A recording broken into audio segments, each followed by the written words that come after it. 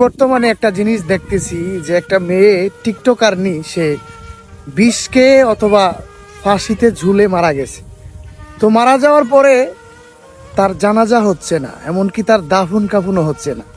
আচ্ছা, আমরা কি এটা থেকে একটা জিনিস শিক্ষা নিতে পারি না? যারা দেহটাকে দেখায়, মানুষকে আকৃষ্ট করি আমার দিকে, যে আমি মরে যাওয়ার পরে যদি মানুষ আমাকে ঘৃণা করে, মানুষ যদি আমাকে অবহেলার পাত্র বানায়, আমার লাশটা পর্যন্ত দেখতে না আসে।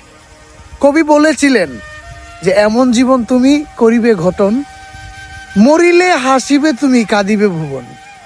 বুঝতে পারছেন? মানুষ যদি আফসোস করে, হায় যদি এই ব্যক্তিটা বেঁচে থাকতো তাইলে ভালো হতো।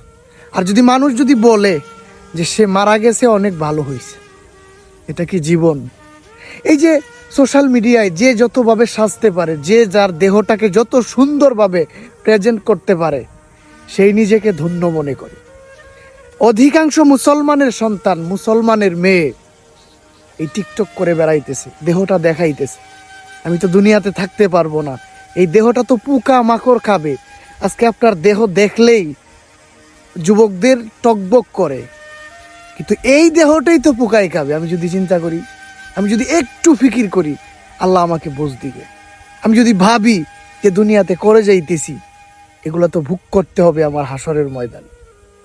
এই যে মেয়েটা মারা গেছে, এখন জানাজা হচ্ছে না, মানুষ ঘৃণা করতেছে কেন? আমি কেন এমন জীবন গঠন করব ভাই?